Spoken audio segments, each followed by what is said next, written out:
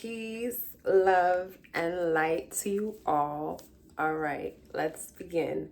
Today we're going to be beginning our continuation actually of last week's lesson.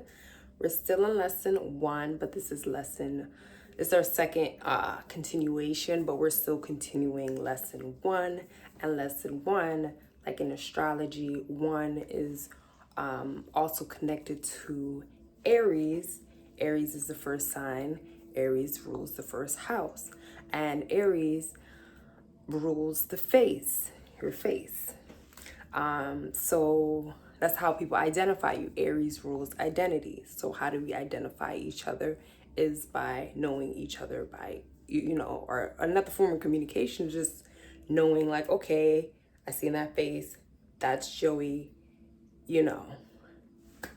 we know people by face and we can put the name to the face is what I'm trying to say. So with that being said, we're trying to know the faces. One of the most important things to know in astrology is the faces. You want to know the faces because you want to know what each is connected to. So let's say, for example, I was explaining last week, Pisces.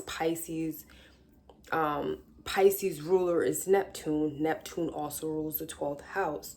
So each sign, Taurus, has a ruler, which Taurus ruler is Venus, and Taurus rules a certain house. So look, Venus rules Libra as well, but Libra rules the 7th house.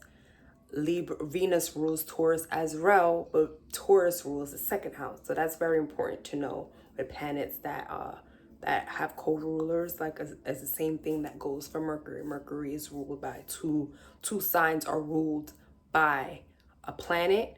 You want to know what house each one belongs to because each one has its own house. Each one is a little bit different, even though they rule by the same planet. They're still a little bit different. So we're gonna go into the faces. So one of the faces you want to know is just like you want to be able to identify when you're reading a chart. You want to be able to see a certain symbol and be able to put like, boom, that is Pluto. Boom, I know that sign is Neptune because you'll be able to make the connections. Neptune connected to 12th house, and then I see Pisces over here. You'll be able to make the connections a little bit better. So when you see the symbols, it also gives you an idea of what that planet or sign symbolizes. So with that being said, we have Pluto. Pluto, when you look at Pluto, it depends on how you look at it in astrology. Sometimes you'll see Pluto look like that, and sometimes you'll see it look like that. So they'll say this looks kind of like a dying flower. And what we know about Pluto rules death. Pluto rules, transformation, death. So it kind of does make sense that it does rule the dying flower. But we see, as you see in the symbol we were talking about last week, we had the cross of matter, and the cross of matter, that comes with certain traits. So with the cross of matter, this would mean like this stands for like the law, the shaman, the medicine, spirituality, when you see the cross in Pluto. Then we have, let me get my marker. My marker dropped. And then we have,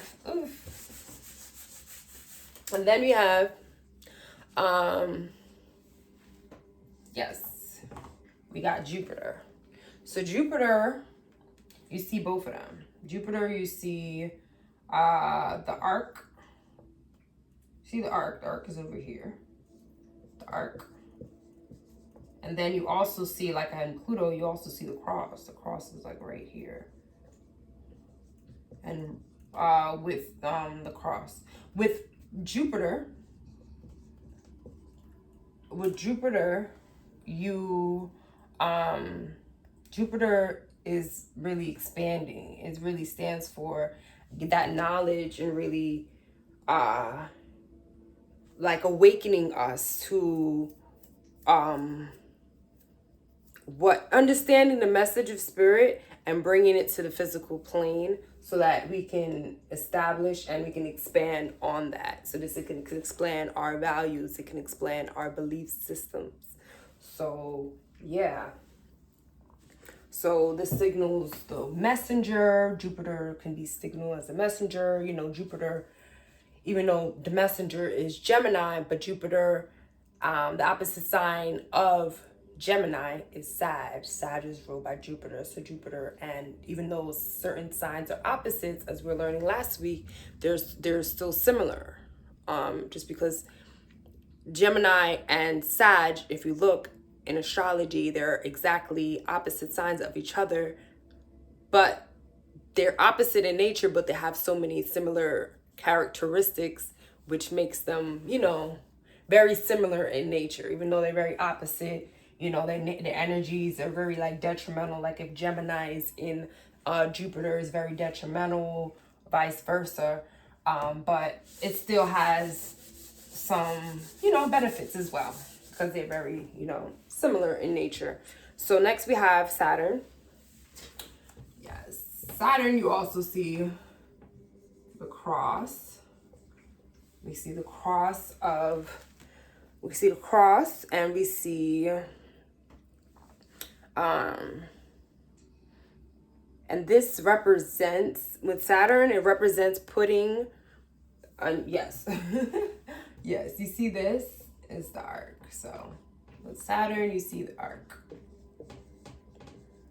And then right here, you see, so Saturn, with Saturn, my bad, y'all. I'm always like writing it wrong, but I need to give you guys the right information.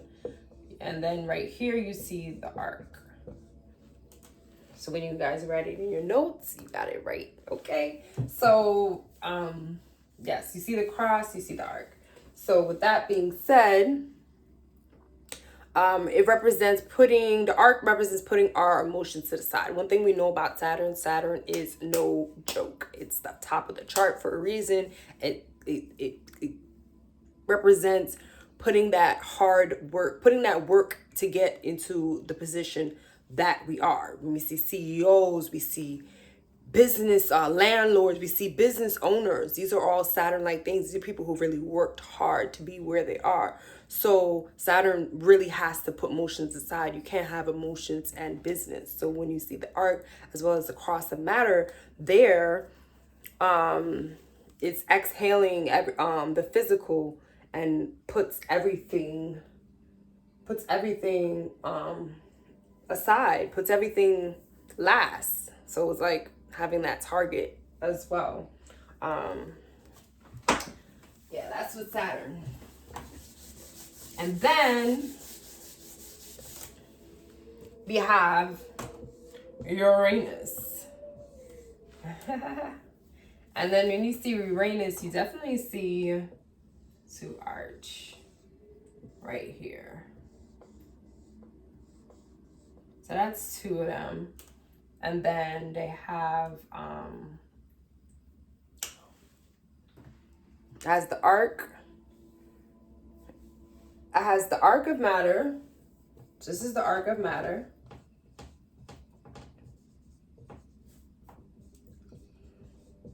It has the circle of spirit.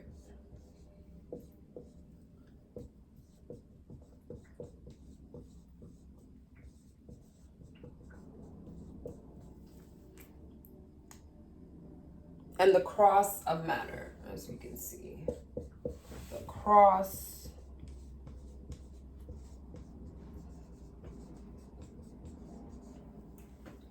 So Uranus is really fully loaded. And when you see the arc in within a planet, it represents being receptive is the word I'm trying to say. Being receptive. So when you see that, it means, yeah, being receptive.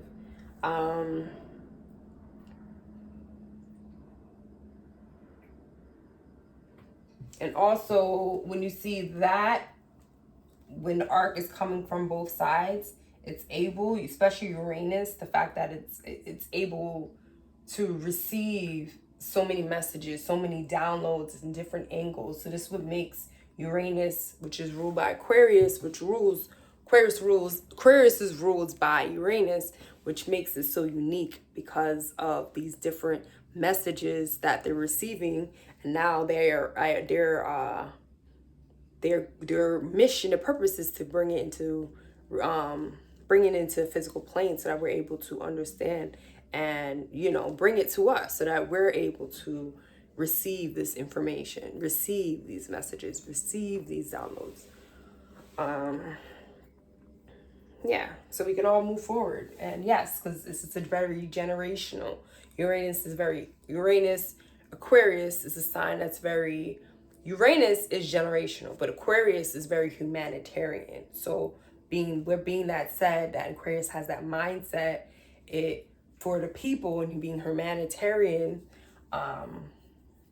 it plays that part for the generation and, for the changes that we need, or the information that change, because Uranus rules changes as well. Things that happen as a shock, things that happen all of a sudden, weird sudden changes, that's Uranus. So whenever you see something that pops up, maybe something just random happens, a shoe, you're eating outside at a picnic and a shoe flies from the air. That's really Uranus like what the hell, is mad freaking weird. So you want to maybe look in your chart, where is Uranus in your chart? Where is your Aquarius in your chart? Maybe if the sun is in, let's say, Pisces, but Pisces ruler, that's why it's important to know Pisces ruler. Pisces ruler is Neptune. Let's say Neptune is in Aquarius right now. That will make sense, and you can see the connections just like that. Okay, just a little FYI, those who are ready to read their charts. But this is the whole key of these lessons, is to get us preparation so that we're able to see the symbols and we're able to read our charts ourselves. So this is the little breakdown that we need to get us, to give us that, the formula. So when we see these symbols, when you see them, you're automatically going to know, but you got to study them. You got to write these down. You got to see them every day. I recommend doing transits. Get your transit journal. What I like to do is in the morning, every day, I have my chart. I'll change the date to the current date that it is. And then I'm looking at where the moon is positioned, because the moon transits every 2 days. The moon rules our mood. So to know how our energy and how we're feeling that day, we'll look at where it's positioned in our chart. So let's say today, Gemini, the moon is in Gemini. So that means everybody is going to be affected. Gemini is going to be affected in us. The moon is going to be affecting us in a Gemini-like way. So Gemini rules things like communication, things like relating, things like being very adaptable, researching, studying, using their hands. So you'll be doing things like that within that day, because the moon is in Gemini, but you want to see where it's placed in your chart. So everybody has Gemini position in a certain place within your chart. Me, for example, I'm a Sag rising. All Sag risings are going to have Gemini in their 7th house. So when they see, ooh, today the moon is in Gemini, I'm a Sag rising. So the moon is going to be hitting my 7th house. What does 7th house represent? 7th house is ruled by Venus. Remember I said Venus rules 2 signs. Venus rules Taurus and Venus rules Libra. But with the 7th house, Venus rules the 7th house. Venus rules Libra, but Libra also rules the 7th house. So when you see the moon being in the 7th house, is going to have like a very Libra-like effect. So it's going to be affecting maybe my relationships, so my mood. Maybe I'm going to be talking more in my relationship. I'm going to be relating more in my relationship. Maybe I'm going to be doing signing contracts, or things that are Libra-like, but also Gemini-like. So you want to see where it is in your chart, so you can get an idea of the energy of the day. And another way to look at this is to look at where the sun is, and then you read it from the houses, how many houses it is away from the moon sign. Boom. For example, moon still being in Pisces. Pisces is the 12th house. Then You have the moon in the 12th house because it's in Pisces. Then you have Aquarius. The moon is in Aquarius. Aquarius is in the 11th house. So let's say you have the 11th house. This is the 11th. This is the 12th. Yeah, for my visual learners out here. Then you have Uranus, you got Pisces. You got the sun here today, you got the moon is in your 12th house.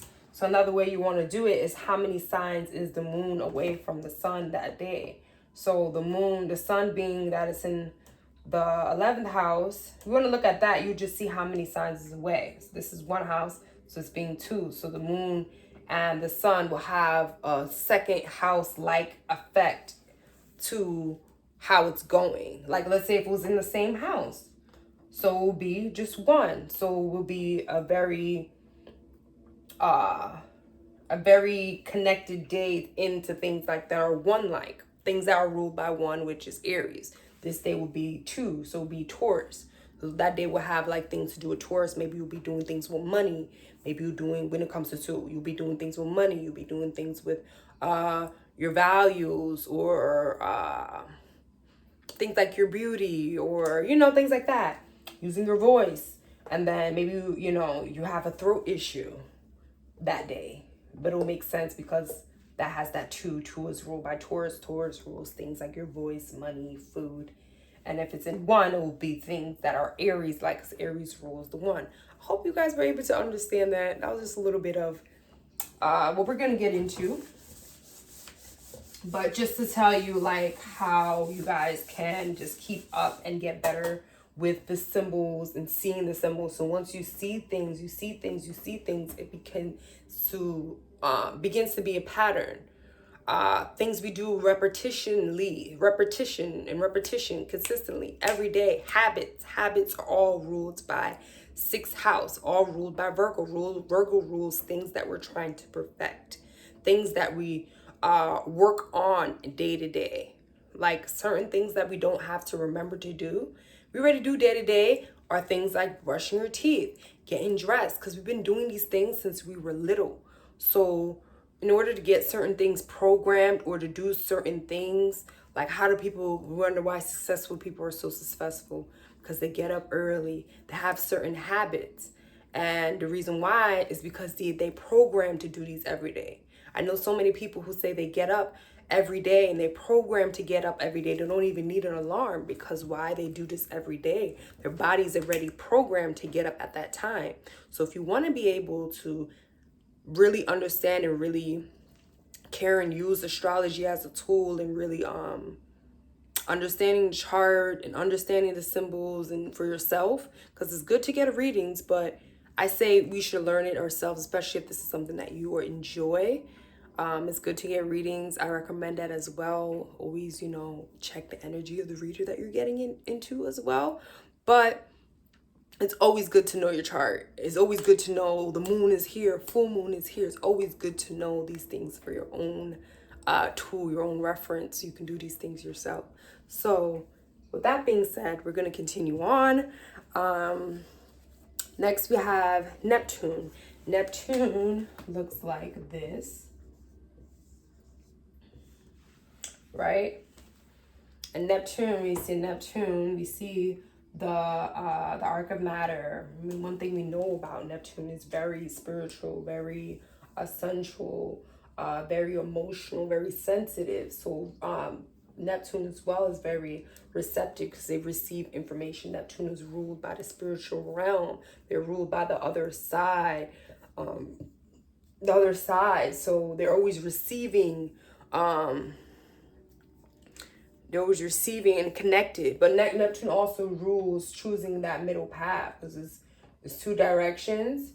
You know, Neptune can kind of be that confusion, because it's ruled by Pisces as well. But it can be that confusion, but you have to do Neptune-like things to bring that balance. Neptune things like isolation. Neptune things like hospitals, meditation, healing, coming, you know, meditating, coming within, things like that. really tapping into your spiritual, silencing yourself so you can really listen into your voices. This is how we have a good spiritual hygiene. Yes, hygiene is ruled, like cleaning yourself, consistency, daily basis is ruled by Virgo, but the opposite sign of Virgo is Pisces, and Pisces is that spiritual hygiene. Yes, you need to wake up every day. Yes, you need to brush your teeth. Yes, you need to eat and have the, our regular plans, all Virgo, earth-like things. So Virgo is very earth. Virgo is an earth sign. But we also need to tap into that spiritual side, which rules, Pisces rules 70% of the chart. Water, Pisces is water. Pisces rules, water rules 70% of our bodies. Water rules 70% of our earth, the earth. So this is like very hidden. Pisces very, very hidden, secretive, but it's important that we have a spiritual hygiene as well, that we meditate. You brush your teeth. We got to be meditating. We got to be tapping into ourselves. We can be tapping into the world. We wake up, we're into our phones. We wake up, we're watching the news. We wake up, we're answering our texts from our boss. But when do we wake up and we're just silencing ourselves, just tapping in? What does spirit need? And that's very important, because if you don't got yourself, it's like you're just really tapping out. You're really tapping out of yourself. You're doing everything out of yourself. And some of us, we don't know that because we're so programmed to doing this every day. But just give spirit a chance, which is yourself. But yeah, and those inner voices that we hear, which is our higher self speaking to us. Our higher self telling us that we need to stop doing the bullshit.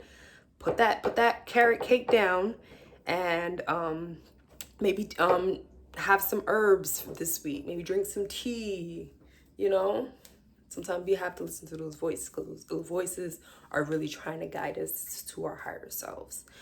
So with Pisces, getting back to the lesson, very receptive. Yes. Next we're going to the sun. We're going to the sun. We're going to do the sun, and like you see my sun-like personality. The sun is very bright. The sun is like a star. It's like a celestial body. The sun job is to really shine its light. So when you see the circle of spirit, the sun is the spirit. So that's it influenced things like fame and fortune and luck and things like that. Not luck, because luck is really a luck, because it can be luck, because Leo is harmonious in Jupiter in the 9th house. So so it represents how we express ourselves outward, how we shine, our courage, how we shine, put ourselves out there. It's that sun ruled by Leo vibes. You feel me? Next we have the moon. The moon. You know how the moon looks. And the moon, you see the arc of matter, which is also very receptive. The moon is very receptive. Also, like I was saying, the moon revolves around the earth monthly. It's the mother. It holds things. The cosmic moon. It's the meal. It's the moon also rules the bottom of the chart. It sinks. It's the water. It sinks. It's, holds things. It's the emotion. It's the mother. So we have that. And then next we have Mercury. Mercury, we also see the cross of matter and the circle of spirit, and then the arc. But with this, Mercury is very, it stands for our thinking. It's the way we communicate. It's the way we understand. It's our intellect. It rules messages. It's words. It's travel. It examines things. Mercury also, it delivers. It works. Virgo, also ruled by Mercury, is work. Mercury also rules Gemini. Gemini is like deliveries, sending quick messages, things like that. So it makes sense that Mercury would be things that work and things that deliver. So Next, we have Venus. Now, Venus rules our beauty. It's our principles. It's our values. It's how we harmonize, how we bring balance. Venus, as we all know, it's the goddess of beauty. They say it's the goddess of love, but I think Venus is very like superficial in nature. I would say love is more related to the sun sign, but Venus can be the things that we love, things that we not desire, because desire is things that we find pleasurable. Yes, that's more of the word, pleasure. Because desire is more of the opposite of Taurus, which is Scorpio, desires, deep desires that we have. But Taurus is more lighter in nature, which is more like our pleasures and stuff like that. So, yeah, love, charm. Oh, it says to desire as well, strive for. So it's like the same thing. Sexual desires, yeah, loveliness, charm, sexual desires, loveliness, and charm. Yeah, Venus. Tomorrow is Venus Day. Get into our Venus activities, y'all. Got beauty. Get into that self-care vibes. Don't forget it. I'm probably going to post this today. So today is Venus Day. So when it's Venus Day, just some of the things I like to do is just get into that beauty care routine. And you like to ritualize, because one thing about feminine vibes, feminine energy, Venus is very feminine.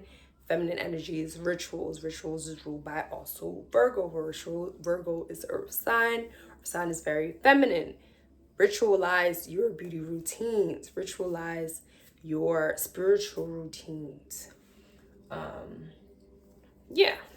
So next we have Mars. And when you think of Mars, it's the opposite of Venus.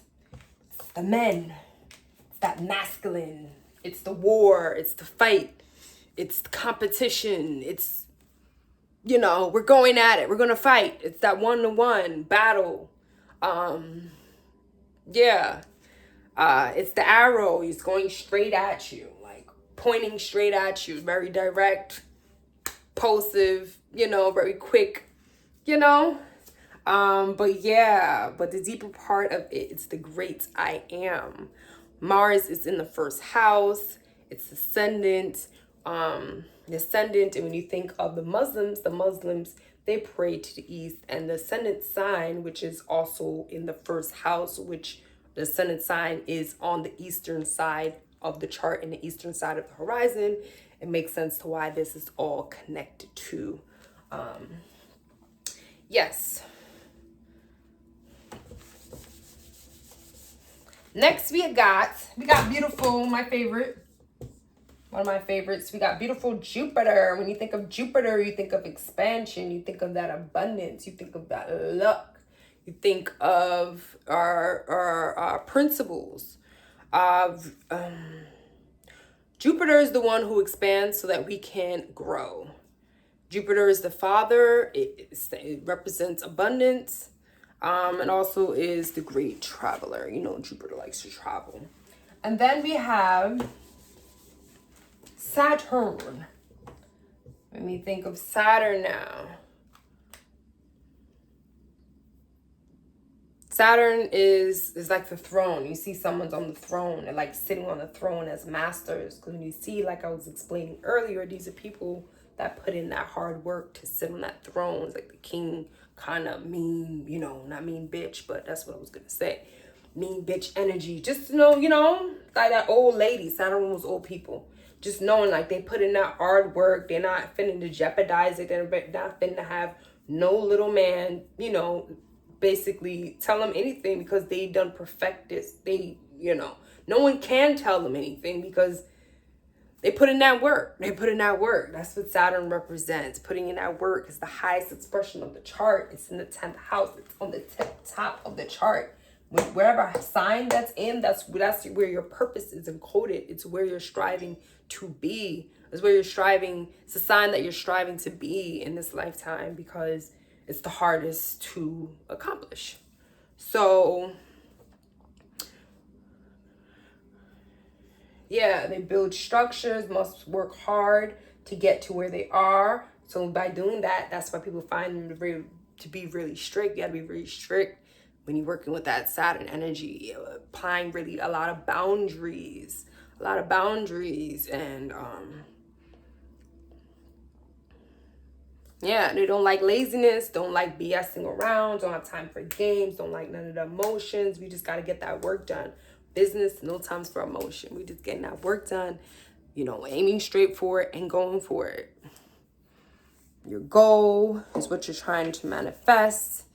Yes, what you give is what you sow. You put in that hard energy, you will receive the rewards. Saturn is rewards as well. It's the karma as well. What you do is what you reap is what you give out is what you will receive. In small terms. And now Uranus. Uranus.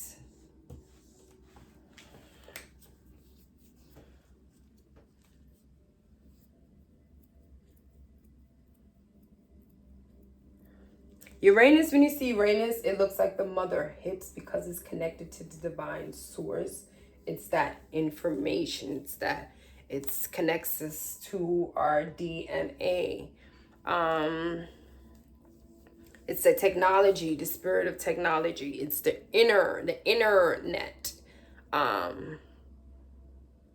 It's the connection of where you meet people. The internet is where a lot of us met our soul tribes, because Uranus rules technology. It rules, you know, the community as well. It rules the social media. It rules the collective. So that's where a lot of us, we meet our soul tribes, is on internet. Yes, it's a quick downloads, it's messages, it's like, you know, quick messages. It rules the higher mind, higher knowledge is what you know because it's what you know. This planet deals with inventions, weirdos, it exits, it excites, and then it exits. Uranus. And the last two, we got. We're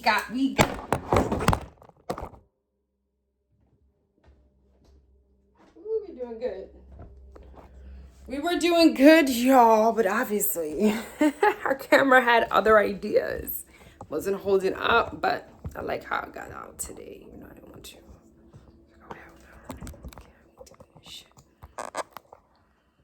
We fought it out, God. And we made it back. And we made it back. My camera just fell, but we made it back. Hey, okay. I'm not feeling myself. Okay, y'all, we're back. So, last but not least, we got our two last planets we're gonna get into. We got Pluto. You know, like we talked about Pluto before. We're talking about the symbols. Now we're talking more about characteristics of Pluto itself. So Pluto, seen like this, seen like that. I don't know how you've seen him in these streets, but either way, Pluto represents death, sex, transformation, our traumas, and we're trying to really transmute this energy so that we can experience a more it's just doing the deeper parts, really diving deeper into the shadow part, deeper into the negative energies that, you know, that we kind of hide or we put under the shelves, that we don't want no one to know about us. But we need to work and transform this energy in order for us to reap the rewards of the 9th house, which is Jupiter, which is Sag, which is expansion, and, you know, the expansion and abundance of putting in that hard work, transmuting this energy. It's your ego. Sometimes it's really hard. It's usually a habit that we have to quit. You know, some things that we have to work on within our shadow selves is, like, some people are really bad to have road rage, or some people, you know, they really have a really crazy lip, or they really are procrastinators. So these are things that are really hard. We're so used to doing the other thing. We're so used to procrastinating. We're so used to cursing out people, that these habits, that they're so hard to do. So you have to do that work to transmute it. You have to transmute this habit, transmute this this trauma in order for us to move forward. Sex, generational wealth, things recurring like credit, loans, things like that. Things that we owe, anything we owe to someone, shared resources, any things that keep repeating, any cycles that keep repeating that are very like detrimental to us. These are things that are really Pluto like. It can be transformed. So even though it can be detrimental to us, just know the energy can be transformed, but it is going to take a lot of work and working through our shadow selves, working through breaking out of our comfort zone in a way, which is also water. And now we have, last but not least, the last water sign, which is sweet, sweet Neptune. And now Neptune, it rules our dreams, it's our sleep. It's when we're sick, but it also when we can heal. It's, you know, when we can heal ourselves. Meditation, or practicing meditation, going out into nature, tapping into the other side of ourselves, which is nature, going into nature, the sun, going into by the water, tapping into that other side, meditating, praying. Our dreams is our other side. Like I was saying, 70% is ruled by water, 70% of the chart is ruled by Pisces. So we have to tap into these sides.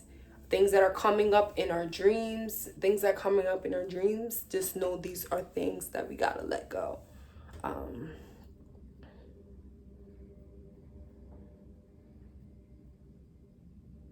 Take time to tap into spirit with our spiritual hygiene. So take time to tap into that energy, y'all.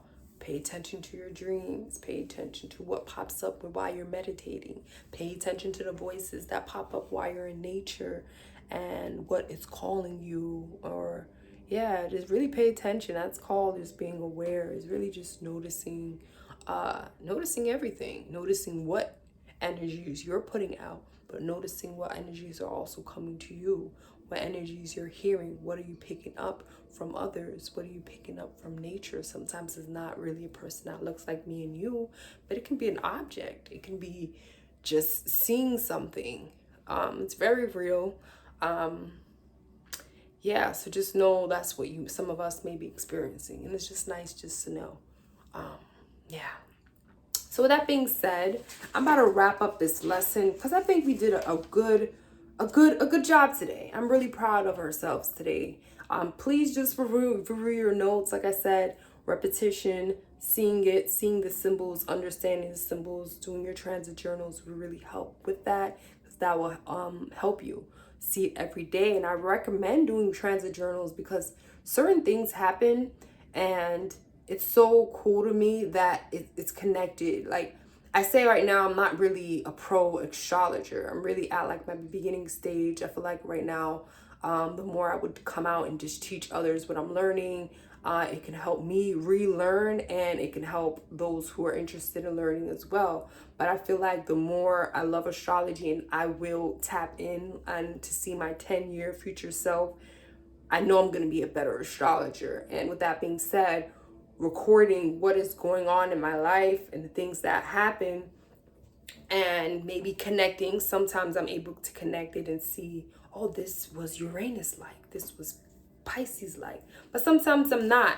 And to my future self, the one that's going to be more seasoned into astrology, I would just love to have like, oh my God, 10 years ago I got my car at this time and my boyfriend proposed to me. What was I wearing? I was wearing a green shirt. And if I'm able to really make the connections, I'm like, boom.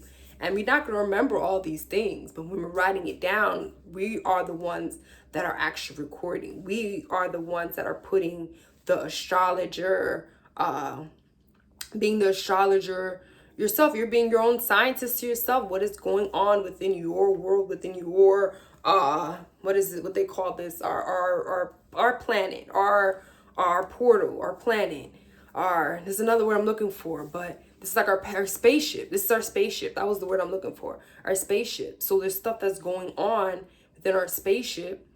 Astrology.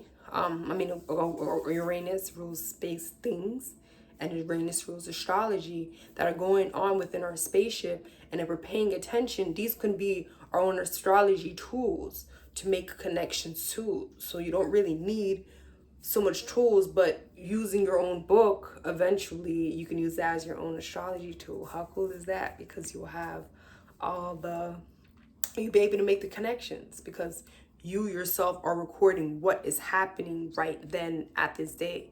Another way you can do it, just to practice, this is our homework word. Our homework, just to, as far as ascendant, this is being lesson 1, going out in nature, right? And basically every 4 minutes there's a new ascending sign on the rise.